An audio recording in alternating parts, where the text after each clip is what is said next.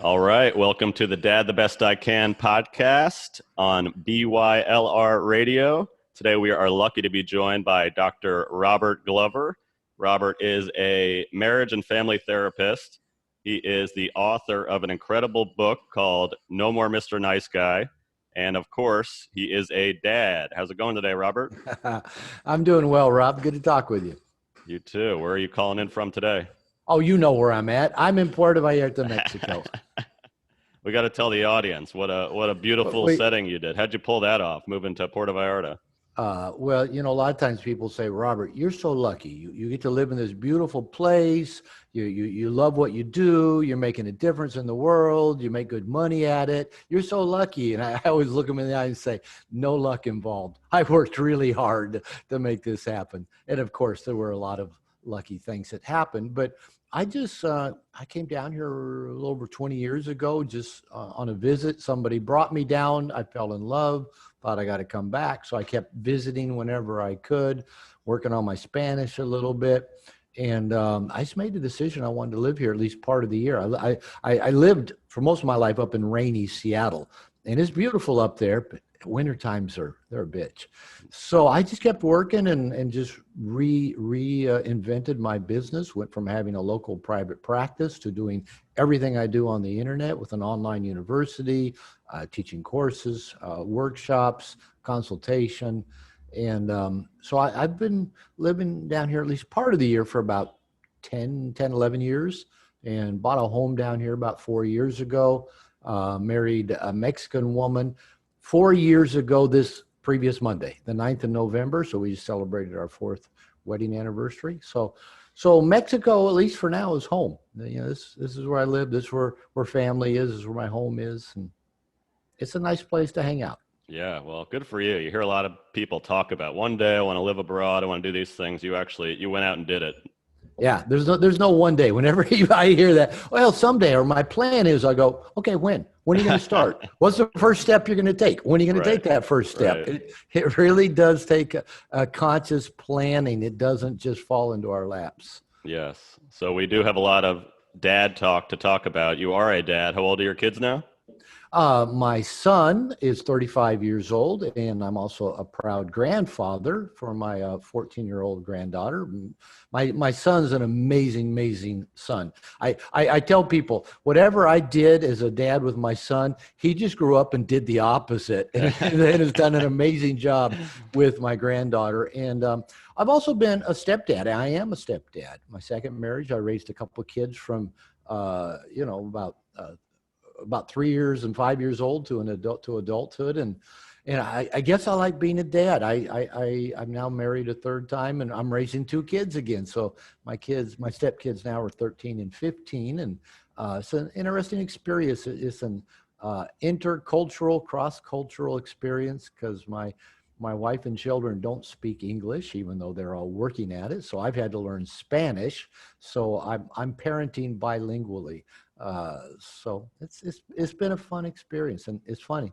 The more I do this, the more I enjoy it. It's kind of like the one thing I've liked the most about being a dad and having a few chances at it. In my experience, I just kind of get more laid back each time around, and don't take so much so seriously, and just show up and give the kids a lot of love, and they tend to respond well to that. Yeah, I hear grandfather is the best job around, because you can you learn from all your experiences. You can spoil them, go crazy, and then on their way. Yeah, and it's great because in a sense, like I said, my granddaughter is the same age as my stepkids, so I kind of parent my stepkids kind of in that grandfatherly way. Pretty calmly, lots of love, lots of affection, lots of physical contact, lots of trying to listen to how's their world and trying to understand their world. And, when I need to be, I'm firm. Actually, my stepkids would rather get disciplined by me than by their mother. Oh, yeah. Their mother loves them to death, and they love their mother to death. But my wife's a typical Mexican mom.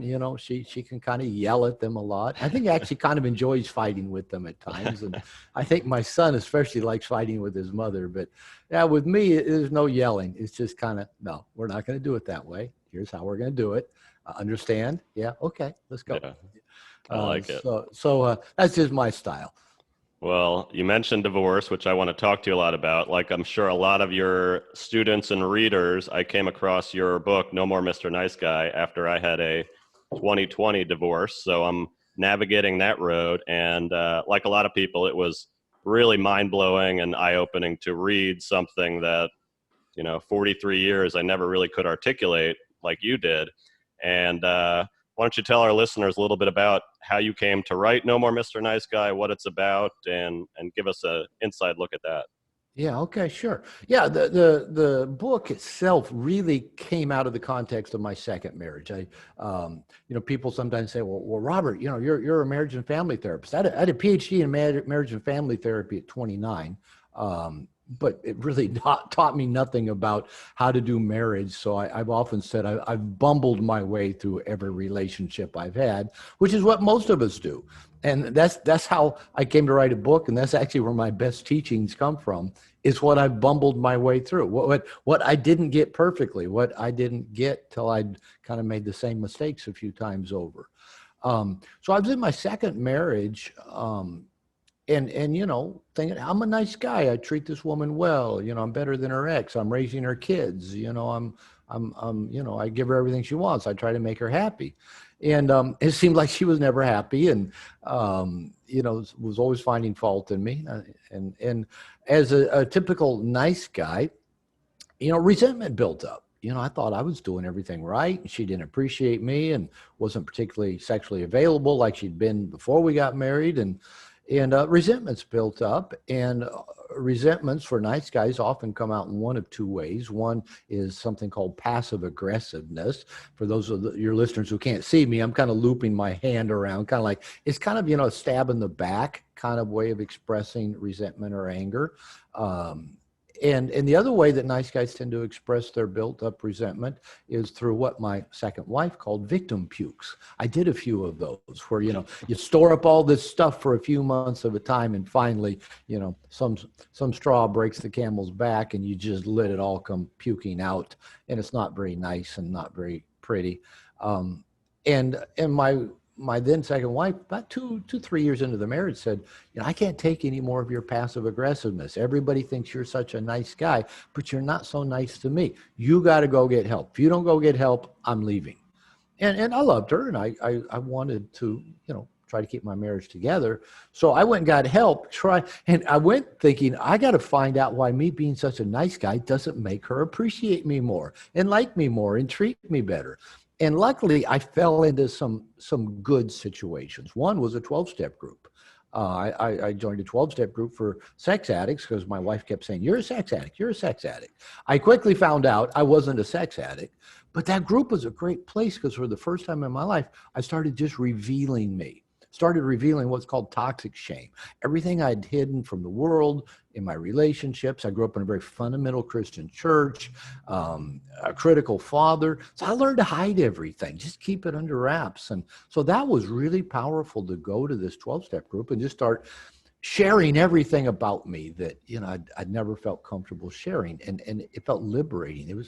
I highly recommend it. In fact, it's the number one thing I tell nice guys to do in No More Mr. Nice Guy. Go find safe people and start revealing yourself, to let go of the toxic shame that says, I'm not okay just as I am, and get more accurate feedback. No, you're human. You make mistakes. You have a dark side. You're perfectly imperfect. You're okay. Move on. Work on your strengths. Don't hide all this stuff. So that was really powerful. I also got some good counseling. I remember the first counselor I went to work with, very first session, she taught me about boundaries. And I'm thinking, I don't know if she did this like with every client that came to see her, or if she could just look at me and said, this guy needs the boundary presentation. But I was in my mid-30s, in my second marriage. I already had that PhD in marriage and family therapy. I had never heard of boundaries. And so that was a big game changer in life and relationship, to learn how it's up to me to set boundaries and then invite people to abide by my boundaries. And so that was really powerful. Not long after that, I joined a men's group that I was in, 4 or 5 years. That was really a powerful place to just get connected with men, to embrace my masculinity. We worked a lot around sexual shame. That was kind of an ongoing theme in that group. And it was during that time that in my private practice, doing marriage counseling, that I started noticing a lot of men coming either individually or with their partners saying, I'm a nice guy. I'm one of the nicest guys you'll ever meet.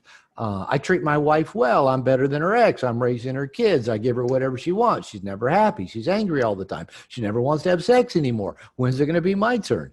And I thought, man, I can finish these guys' sentences for them. I'm not the only one who thinks this way. So 25 plus years ago, I started my first No More Mr. Nice Guy men's group. And basically just wanted to start working with men around the stuff I was learning about how to become what I now call an integrated male. It could be an authentic male. It could be, whatever. It doesn't matter what we call it, but learning to be our authentic selves. And during that time, I just started writing them chapters every week to give to them whenever they came to group. And over time, they and their often wives and girlfriends said, Robert, you need to write a book. You need to go on Oprah. There's lots of people that need to hear about this. So over a period of 6-7 years, I just kept writing, and it eventually turned into No More Mr. Nice Guy. And got published about 17, 18 years ago, early 2003. It just keeps growing. So that's how the book came about. That's how my own process. So I say I'm a recovering nice guy. I've been at it for 25 plus years, and I'm still working at it. I still got a coach. I'm still in a men's program that I get to keep working on me and stay connected with men.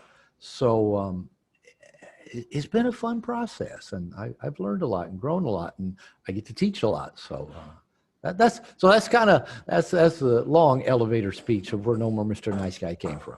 Well, and you actually coming out and saying that you are a recovering Mr. Nice Guy, and people that can see you, you're a tough guy, and I think that's a big kind of that's a disconnect that I think people feel is there's kind of this masculinity element where you're like, oh, I'm not a doormat, I'm not a pushover, and I don't want to even admit to maybe acting like that in certain ways, but it sounds like these are things that can just kind of come out. Maybe you're wired that way, maybe you were brought up that way, and it was eye-opening to hear you talk about these stories, because I think there is some kind of, I don't want to say shame, but there's some element to it where guys don't even want to really approach this subject, and a lot of times it is the end of a marriage when they have to look at themselves and say, what was my role in this? You're right about that, because a lot of men find my book, find me, when going through a challenging time. A lot of guys find it through their 12-step programs. A lot of recovering alcoholics and sex addicts, somebody in the program says, you need to read this. Often going through a divorce. And you wouldn't believe how many men have said, hey, my ex-wife gave me your book. My ex-girlfriend gave me your book. Mm-hmm. And then a lot of guys that are just struggling to find love, relationship, a satisfying sex life, often go searching for answers, and then tend to find me as well. So usually people find the book when they're going through a struggle, which is great, because I wrote the book when I was going through a struggle of a difficult relationship in which my nice guy patterns were just making things worse, not things better. And so I relate to every stage of men who come to this, whether it's because they can't find love, they can't get into a relationship, they can't get laid, or their marriage is coming apart, or they've had a crisis with addiction, pornography. So I can relate to it. I didn't write the book, and I don't teach based on all the stuff I learned in university or read out of a book. It's been my life. It's been my struggle and my work, with thousands of guys who think if they're just nice enough, they'll be liked and loved and get all their needs met. And I think you've talked about in the book a lot, it doesn't have to be so black and white, whereas, if I'm a nice guy, so I need to just act like a jerk, and that's what women like, and they respond to that. There is a lot of nuance to it, and I think a lot of us can't even process, because like you even said earlier, we were never really taught how to be in a relationship. Maybe we were taught how to get the girl and how to get married and how to have kids. But in terms of cultivating the relationship, maintaining it, all these things, I feel like we're just kind of fish out of water, and we do need to relearn it. And I imagine in a lot of ways, had you not gone through that pain yourself, you wouldn't have even realized a lot of it. Exactly. I tell people all the time, my what I teach and what I teach the best and have the most impact on is what I've struggled with. Yeah, I was struggling in a relationship when I wrote No More Mr. Nice Guy. After 14 years, I got out of that marriage and then spent about the next 12 years as a single guy, dating, having relationships. I had to learn how to be a single guy because here's a couple of tidbits that like no one tells you growing up. Dating is not in our human DNA. It's only existed maybe, I don't know, less than 100 years. People didn't date more than 100 years ago. You either had a marriage arranged for you, or you just met the girl next door, or somebody you went to church with, or somebody you went to school with. So dating didn't exist. But we think, well, how come I'm not good at meeting women? Well, because it's not in our human DNA. And add to that, we think, well, how come I'm not good at relationship? How come my marriage, I often hear the word failed, how come my marriage failed? And I tell people, I've been a marriage therapist for 30 years. I'm on my third marriage, and marriage is not in our human DNA either. It's only existed for a small fraction of time in human evolution. For 2 million years, we were basically tribal and communal. We did not pair bond.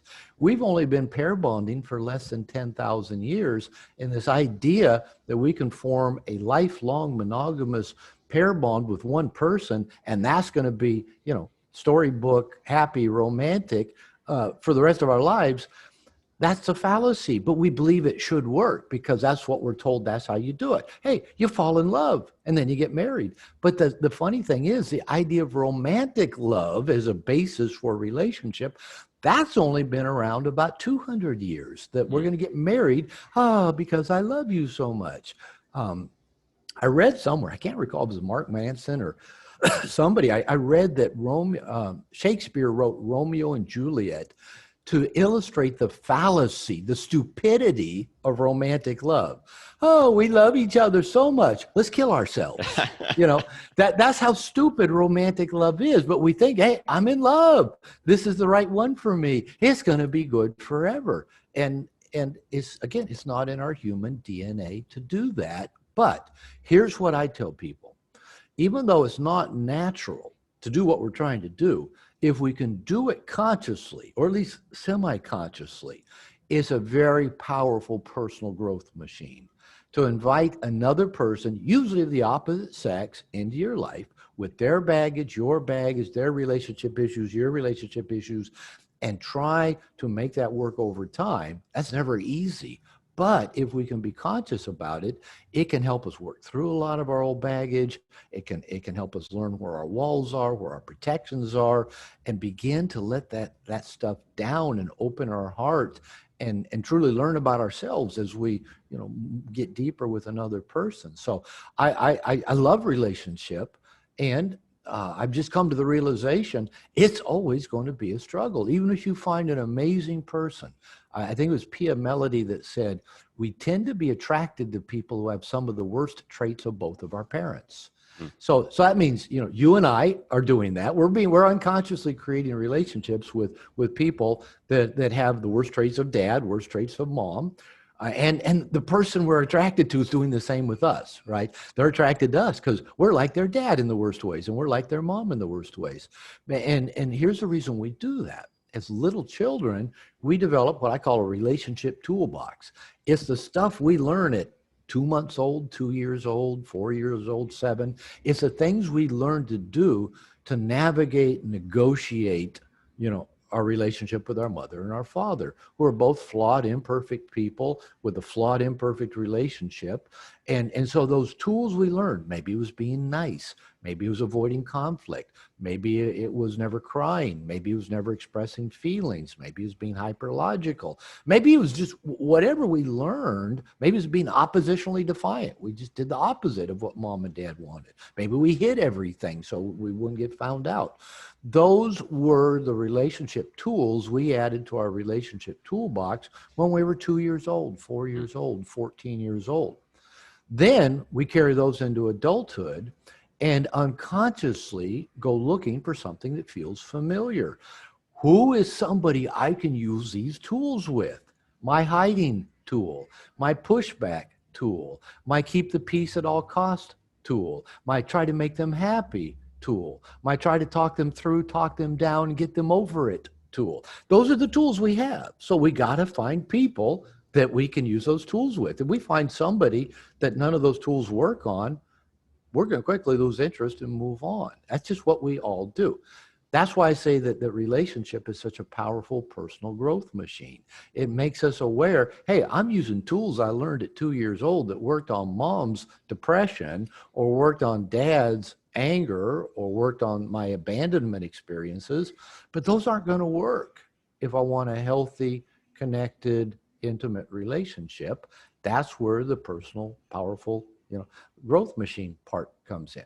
But I found, again, it requires a lot of consciousness, which I found usually requires a lot of help, a lot of assistance. Trying to do this alone is a fool's errand. And it's why so many of us stumble and fall and just, put up our armor and, put up our weapons. And now, what's that song? I learned to shoot and draw first before somebody else could shoot me. That's what I learned about love.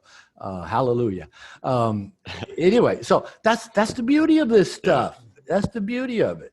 I mean, this feels like a therapy session. So thank you, Dr. Glover. This is really, and I'm sure a lot of people are hearing this and their minds are being blown that like, oh my God, I think about those things too. And like you were saying, and I've read a lot of this, these were survival strategies when you were a kid. And to think that we're 40, 50 years old now, we're over them is kind of, a misconception, right? Because we are wired to kind of, when somebody, the conflict avoidance, all of these things. You mentioned before boundaries, which is something that I only in the last year or two even starting to learn what that means. Right. What are examples of that? If somebody is kind of a dad going through some relationship struggles, whether they're, discussing them or not, what are the kind of things that might be an example of, oh, I'm doing that and that's not working, and it's some cycle that we're in all the time, and what would be a way maybe to break free of that or improve that before it gets too late? All right. Well, boundaries are one of my favorite subjects, mainly because none of us know how to do them. None of us really know what they are. And just quickly, I can do a whole workshop on boundaries, but I'll try to give you a quick version. When we were little, the big people could do to us whatever they wanted, right? Parents, older siblings, kids in the neighborhood, teachers, priests, whatever. They could do whatever they wanted to us because we were little. We could not stop it. I often in my seminars will ask, I call it a trick question. I'll say, why in Western culture do children get spanked? And, and people give answers. Well, the parents are trying to discipline them, or the parents are frustrated, or the child acted badly, or, blah, blah, blah, or the parents are just doing what they learned. And I said, no, those are all the wrong answer. The reason children get spanked, get physically hit, is because they can't stop it. Right? We might get pissed off at our neighbor. We usually don't go hit them. We might get pissed off at our coworker or boss, but we usually don't go hit them.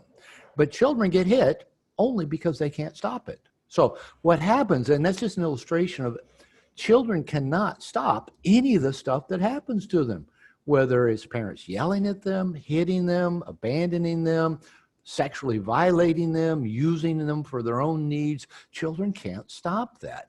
So what happens is every human being who starts out as a child, that's most of us, grow up to be adolescents and adults and have no clue that we can say, no, stop.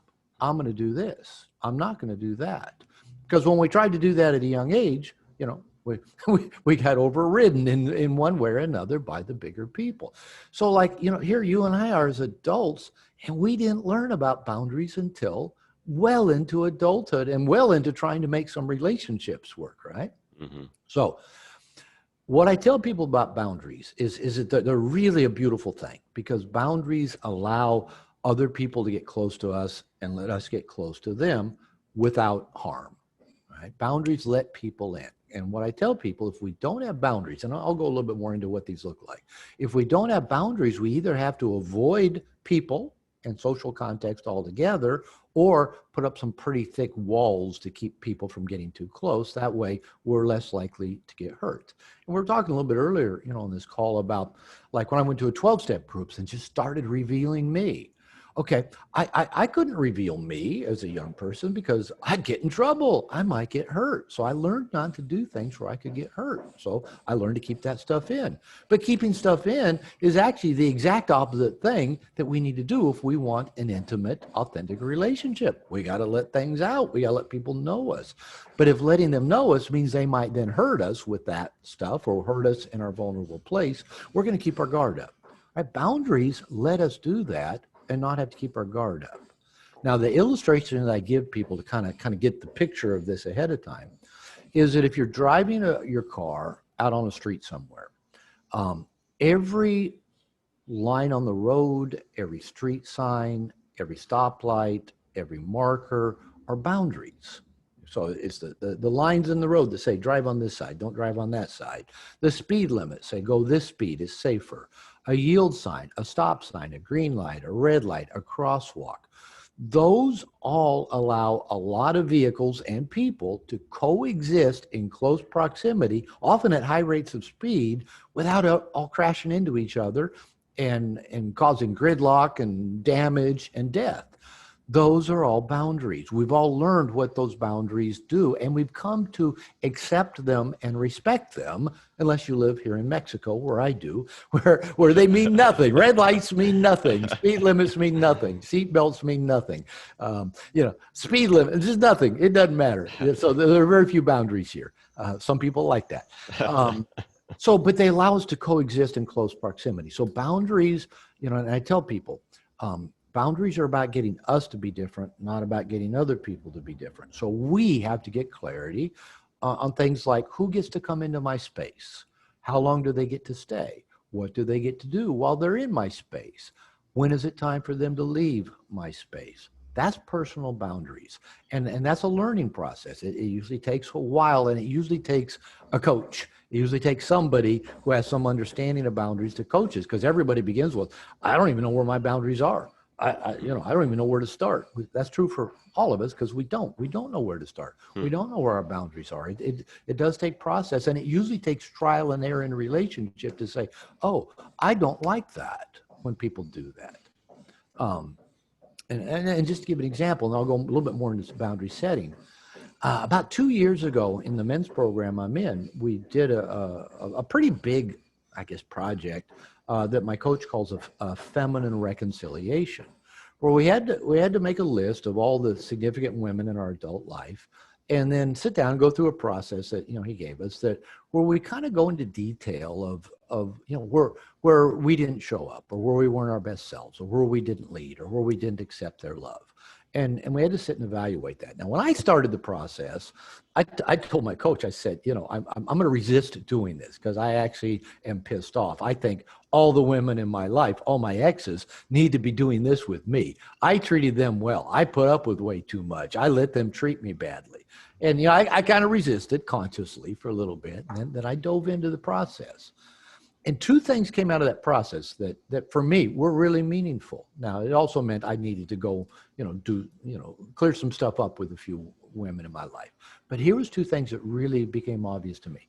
One was that I'll just use failed in quote marks, every failed relationship I had was on me, because I had failed to set clear boundaries early on that gave that relationship a chance to be different than it was. Because when I looked at every relationship, my 3 marriages, including my present one, about 3 or 4 other relationships I had before my first marriage and some after my second marriage, when I was out learning how to date, in every case, every relationship that ended, actually there's one exception. I ended that for other reasons, not because of the woman's bad behavior, but in every other case, early on, usually within the first few days of dating of this relationship, the woman behaved in some unacceptable way.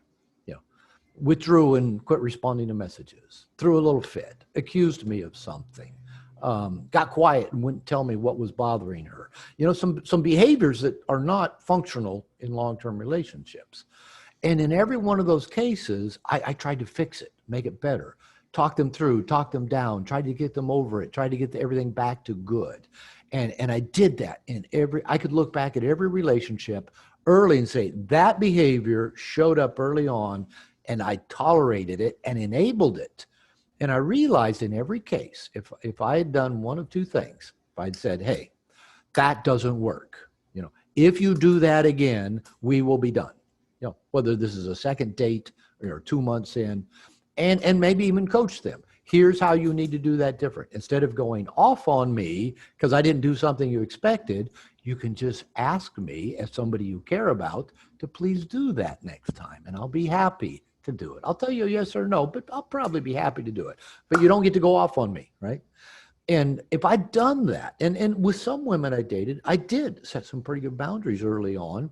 And in every case, they responded well. Sometimes even came back and said, I talked to my girlfriends about that boundary you set with me. And all my girlfriends said, that's a good guy. You need to stay with him. He has nice, clear boundaries. And so I realized that was on me.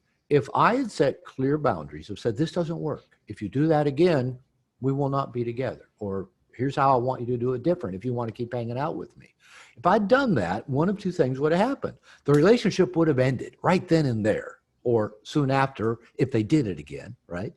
And that would have then opened the door for me not to spend months and years in toxic relationships. It would have opened the door to open up for other relationships, or it would have provided direction for the person I was with to know how to behave better with me. Because the truth is, most of us don't realize how bad we behave.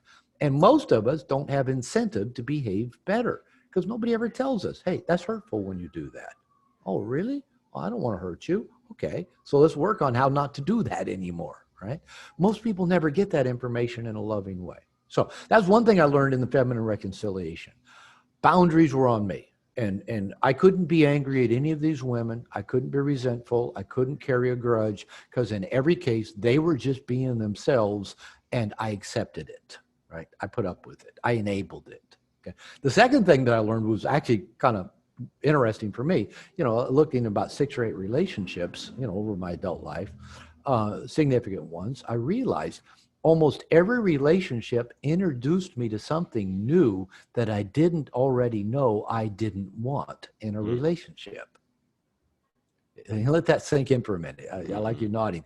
Like, I get with one woman. This might be my first wife. I didn't know, I didn't like for when the woman's upset at me that she just clams up and never will talk about what's on her mind and just stay silent for days or weeks at a time. I didn't know I didn't want that till I found that, I didn't know I didn't want, for example, this might be my second wife, that, I didn't want a woman to be sexually seductive before we get married and announce on our honeymoon, aren't you glad now that we're married, we don't have to pretend to like sex anymore? I didn't see that one coming. I didn't know I didn't want that. All right.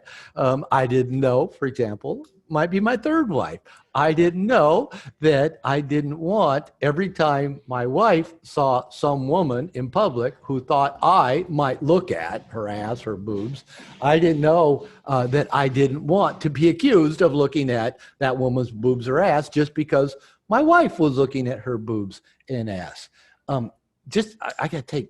Yeah, go ahead. Go ahead. This is good. Go. Give me 1 second. Sure thing. I got 2 people outside my door beckoning to me. Hang on. Yes, all good. Go ahead, Robert.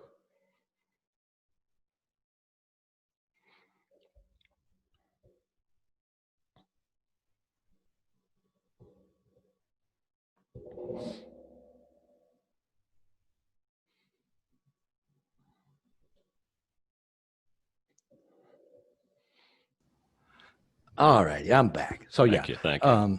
So that was really powerful learning experience and doing that little thing. The boundary part was on me, and relationships are going to introduce us to things we don't see coming. That means that learning to set boundaries is an ongoing, evolving process because we get to keep learning in new contexts that we never had to set boundaries before. So in terms of the boundaries, often when I teach guys about boundaries, that they have anxiety. Oh no, somebody's going to get mad at me if I tell them don't do that or stop or here's what I want. Mainly because that's what happened as kids and family. We had negative reactions if we asserted ourselves. So I have to convince the people I work with, men and women, that boundaries are a good thing. That's why I give kind of the driving down the street example. They're a good thing. They're a positive thing. And yes, at times people may not respond well to your boundaries.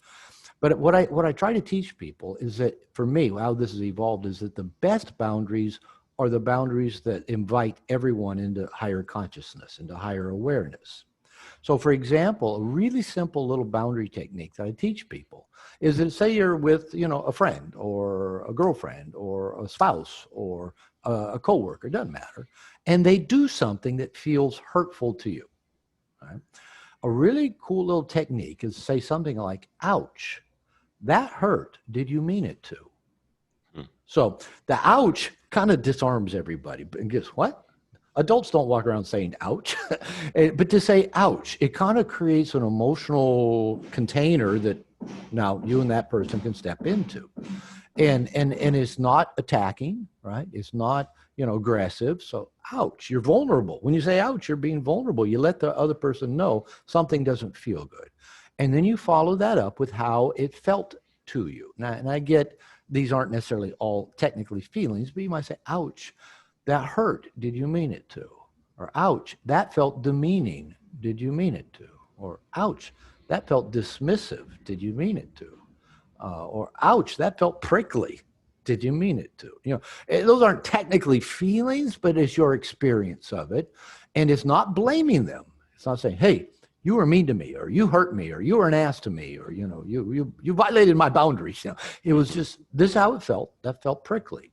And by asking, did you mean it to, it invites them into higher awareness without them being like on the defensive because you've accused them of something. So if you say, for example, ouch, that hurt. Did you mean it to? And again, that's a very vulnerable thing to even do. I mean, you're already having to be in a higher consciousness and awareness to say, this hurt me. Mm-hmm. Are you aware that what you just did felt hurtful to me? Now, the other person then gets invited into their own higher awareness. So they may say, no, man, I'm sorry. I apologize. I didn't realize that would hurt. I was just trying to be funny, or I just, sorry, I apologize. Now, they actually get a little bit of an education of how their unconscious behaviors might land with other people. Again, as I said, most of us don't know when we're behaving badly or being hurtful, and we need loving, a spotlight on that. So they might say, no, I'm sorry. I apologize. We good? Yeah. All right. And then you're good because you got it out there. You're not building it up. Well, they might, when you say, ouch, that hurt, did you mean it to? Then they might go, come to think of it, I have been pissed at you for a while. I was mad that you did X, Y, and Z 3 months ago, and I never said anything, and I've been pissed ever since. So probably that was a little bit of passive aggressive poke. And then you might say, thank you for telling me that. Let's talk about that, because I would rather we resolve that than you be resentful and keep poking at me. And then you might find out maybe you hurt them right 3 months ago, and you didn't know it, and they didn't know how to tell you. Right? And so you both can work that out. That's a very loving process to be able to work through that. Then maybe the third response might be, they go, no, I didn't mean to hurt you. You're such a baby. You're too sensitive. Man up. You quit whining all the time. Blah, blah, blah. I don't hang out with those kind of people. I don't hang out with what I call the professional boundary invaders, that they actually blame you when they are the ones behaving badly. So that's a nice little place to start. Now, the one piece I'll add to this, the ultimate power any of us have to set and maintain our boundaries with people, it involves our willingness and ability to remove ourselves from that situation or from that relationship even. Children cannot. They're not able to remove themselves. I've often thought that at about between 7 and 12 years old, that if our family German Shepherd and I had just left home and gone to the streets of Santa Monica, California, and lived out of dumpsters on the beach, in a beautiful weather, I probably would have had a less traumatic childhood than I did growing up in my home with my parents, right? So we can't do that. We can't just take the family dog, and take off. But as adults, again, because most of us don't have any idea how to set boundaries, we don't realize we can remove ourselves. And we're in therapy working with a lot of people, where I find people usually get stuck is they're not willing to remove themselves from a bad situation. Now, sometimes that means just getting off the phone. I know with my second wife, when she'd be kind of going off on me on the phone, I learned to just say, I'm going to get off the phone now. Call me back when you're in a better mood. And hang up. That's back. I'm doing the hang up thing like when you used to hang phones up before you just hit a button on it and then threw it against the wall. So I learned to do that without slamming the receiver down. I said, I'm going to get off the phone when you're in a better mood. Call me back.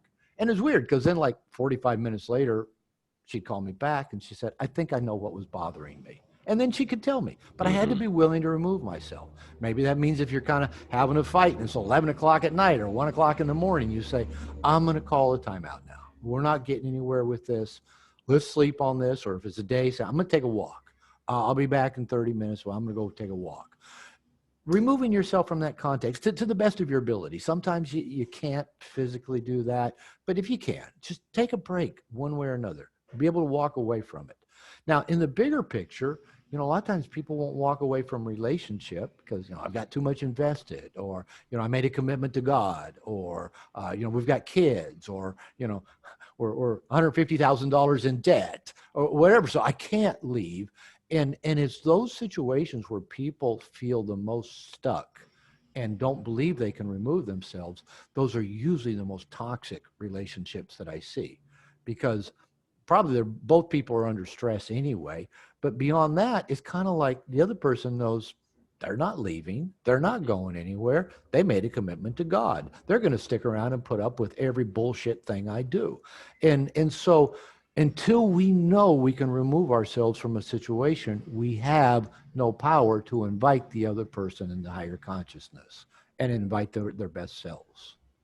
So that's a weekend boundary workshop there in about 10 minutes. Oh, I'm ready to sign up. This is just whetting our appetite. I want to ask you a couple dad things, but I heard you say something on an interview you did that I thought was great. And for any of the single people out there, it was really eye-opening for me. You said, when you're dating especially, it's okay to be a bad picker, but you have to be a good ender. And that's a skill that we never learned. And what did you say about maybe your first couple marriages? Even should have gone 3 dates before you realized? Yeah, I've shared that before. And that's not being hurtful or dismissive to any of the women I was married to. They were good women. They just weren't good matches for me. And like I said, early on, I saw behaviors that should have said, no, this needs to end now. And I was married for 25 years to my first 2 wives, and I say neither of whom I should have dated more than 3 dates. Now, so when I got divorced in my late 40s from my second marriage, I realized I had to become a better picker. I had to pick better women. I hear men use the word, well, I want to learn how to get the high quality women. I actually cringe when I hear that because I don't know, it's almost too categorical, like there's low quality women, high quality women. And for most men, that usually means, the really attractive women that are highly sexual and who are a lot of fun.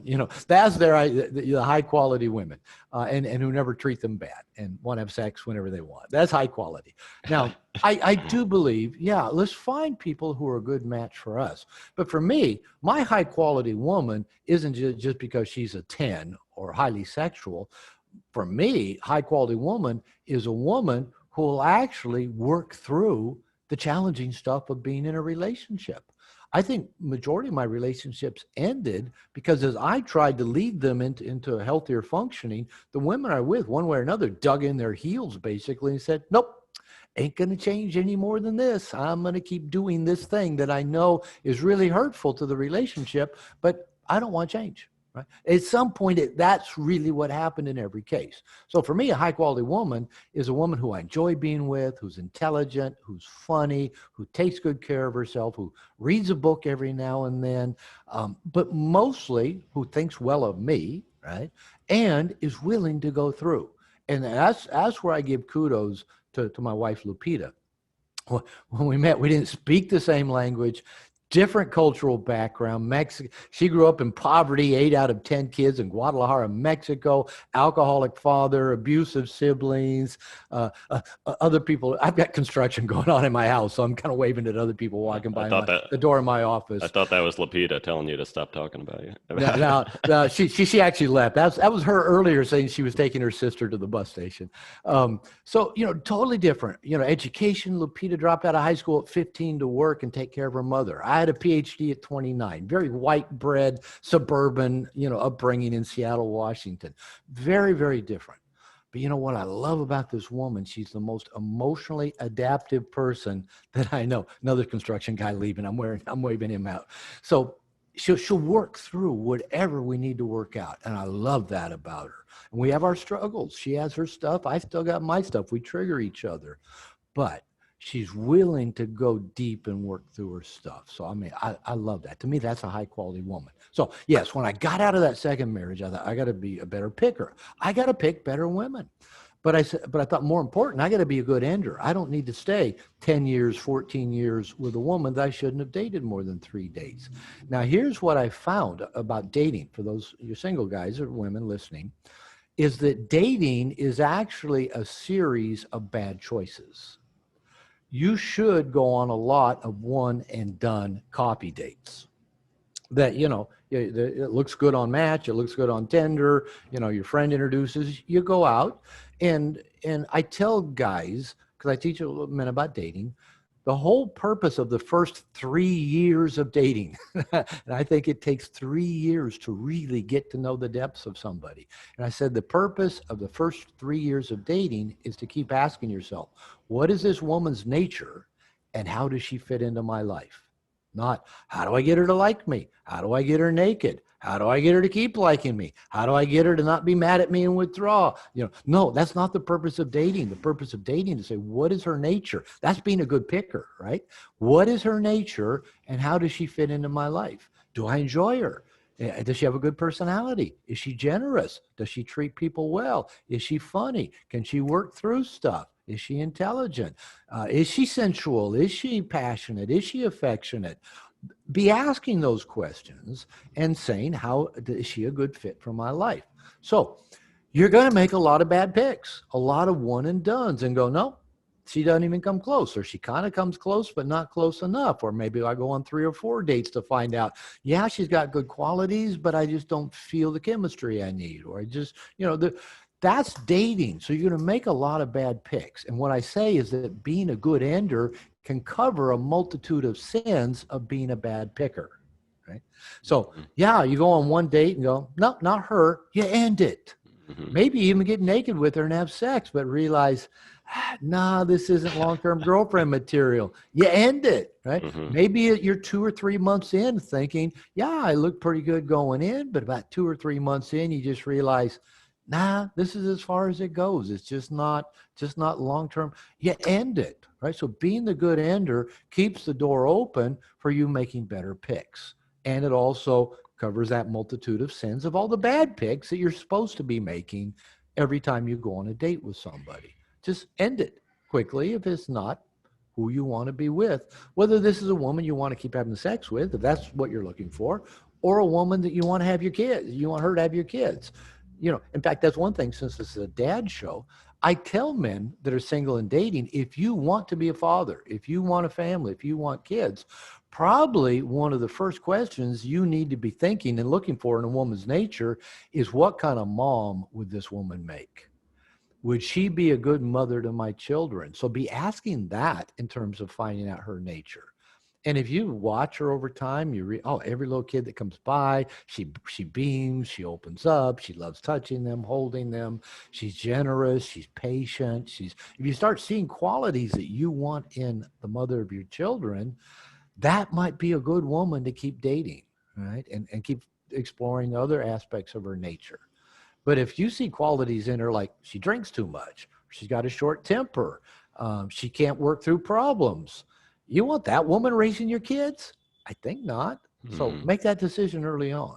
Yeah, well, that's good. And alleviates some of the guilt of, oh, I picked wrong again, or I got to have this uncomfortable breakup talk. These are all muscles that I think you almost need to learn, especially as you get older. So Well, that's and yeah, you're right. And I just want to put an exclamation point on that. Yes, those are good muscles we need. Being a good ender. I believe that maybe the number one success skill in life is being a good ender.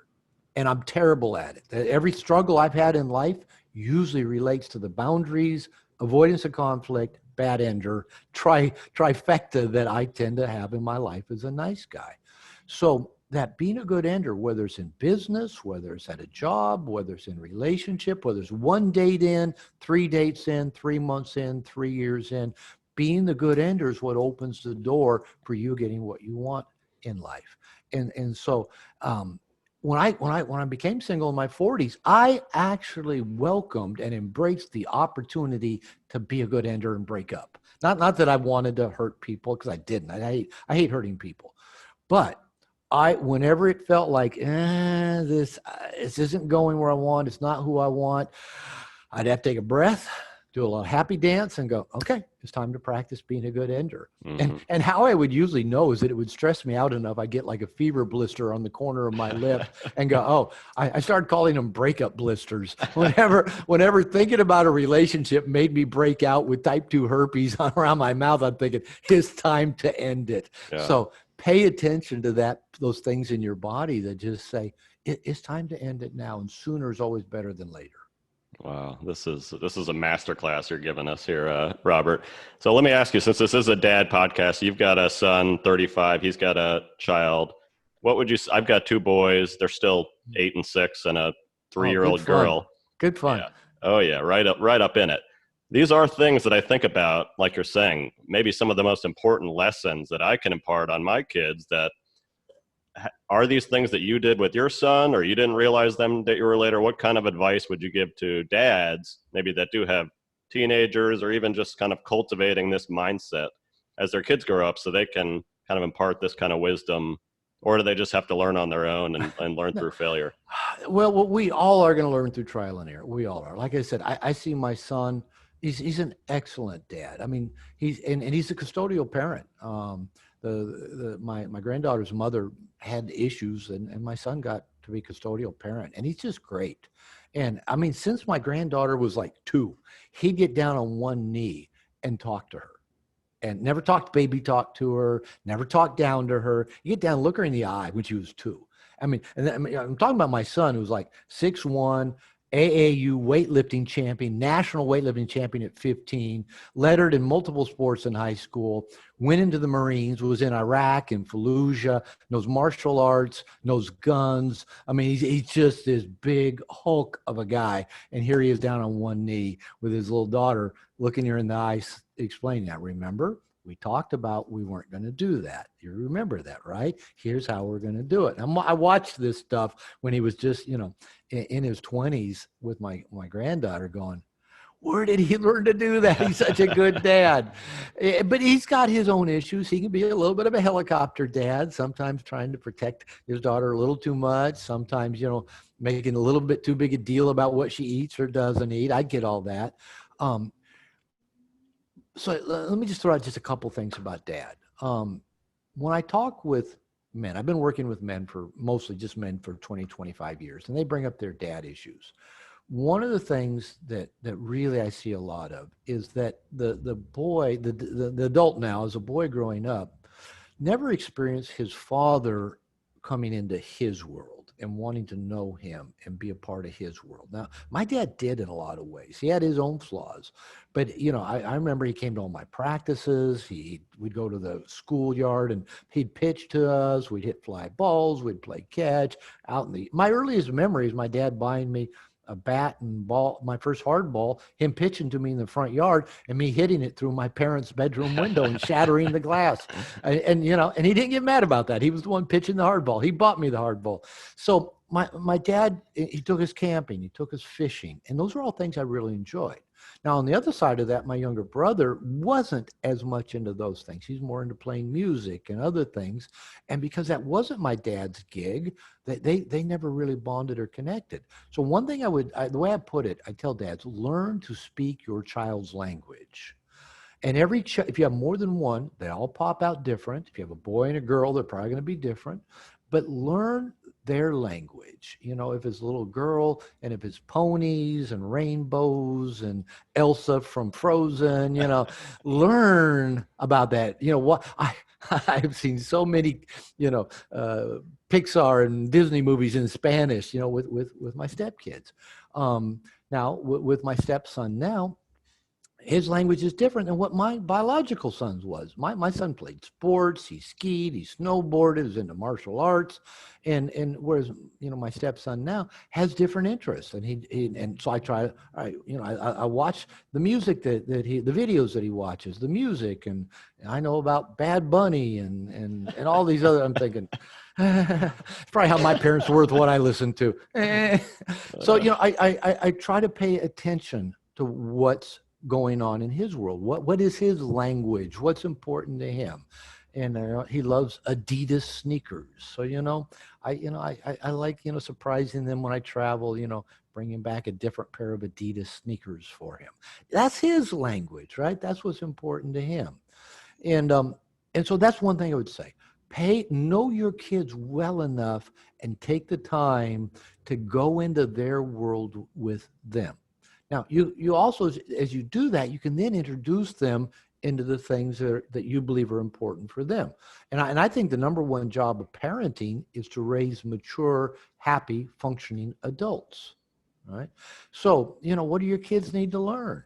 Well, they need to learn how to do math. You know, they need to learn how to appreciate reading. They need to learn how to, you know, I used to say balance a checkbook, but nobody does that anymore. They need to learn how to pump gas. Well, down here in Mexico, you don't. They pump it. But there are life skills that they need, and that's our job as well, to teach them the life skills.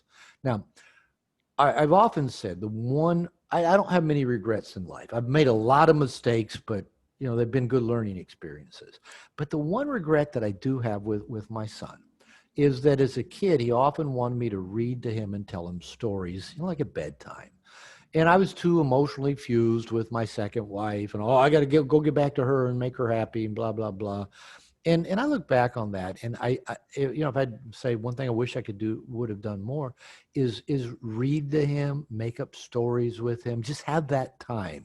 So there's really a key factor here, just the time it takes. Now, it doesn't necessarily take as much time as we might think. Like I said, with my two stepkids, they don't speak, well, they're learning English in school. And my Spanish, I mean, I can get around and I get along. And my wife and I only speak Spanish, but with them, we have a little harder time communicating. So I just try to spend time, even we're not talking much, just time, you know, with them, doing things, being physically affectionate with them. If nothing else, them just knowing there's this man in their house that loves them. And so if your kids, you know you love them, and if at all possible, if you're with your kid's mother, I heard or read years ago, said the best thing you can do for your children is love their mother, which goes back to really the relation stuff we've been talking about. Yeah, show the kids what mature adults look like in relationship. That doesn't mean you got to be perfect, but show them what it looks like to work through difficulty and come out the other side of it, to be affectionate, to be loving. Because believe it or not, most of the adults I work with, when I do like often a visualization of like a reparenting visualization with them, where I have them imagine that they're a child walking into their childhood home and they see their parents like sitting on the couch being affectionate and loving to each other. And then, you know, hey, come here, and they're affectionate and loving to him. And then I do a whole little scenario of going for a picnic and this. The response that most people have to that is like, what planet does that exist on? You know, but the number one thing is most people cannot imagine their parents being loving and affectionate with each other. Now, I'm grateful for all my parents' flaws. They did seem to have an affectionate relationship. They weren't particularly physically affectionate with us kids, but they were with each other. But most people can't even imagine their parents sitting close to each other on a couch, smiling and being happy and being loving and affectionate towards their kids. For most people I work with, they go, that didn't happen in my world. I can't even imagine that. So yeah, so people listening, use your relationship as that powerful personal growth machine. Use your partner as a chance to both grow, work on your issues, but also use it as that petri dish, that test tube in which you're raising your kids, where they get to see people loving each other and working through problems and supporting each other. Let your kids see that. That's, man, if you can give them that, I mean, that's so amazingly valuable. That's incredible advice. And I could do this for another couple hours, but that's a great moment to end on. Dr. Robert Glover, tell people where they can find some of your work. I know your book, No More Mr. Nice Guy, I highly recommend to everybody. And also what you said about guys finding, whether it's a men's group or just other guys that they can be vulnerable with. I think that's something that a lot of us don't do, that I think is great advice. Yeah. So, I'm easy to find. That my website is just drglover.com, drglover.com. If they Google No More Mr. Nice Guy, if they Google Robert Glover, I've got like the top 10 entries on both of those searches. I even beat out Alice Cooper for No More Mr. Nice Guy. And yeah, I was going to say something else, but forgot what it was. So yeah, just come look. Oh yeah, what I was going to say, you mentioned the men's groups. And even if they just email me, robert@drglover.com, say they're looking for a group or looking for a coach, I've got an assistant that is all he does for me is answer emails and point people to resources for doing this kind of work. So yeah, send me an email and I'll have my assistant get back to them. Well, this is one of the favorite interviews I've done, Dr. Glover. I appreciate you being on and sharing this wisdom with other dads. And hopefully we will stay in touch and talk soon. Rob, this was fun. Thanks for the invitation. And yeah, we'd love to talk again. All right. See ya.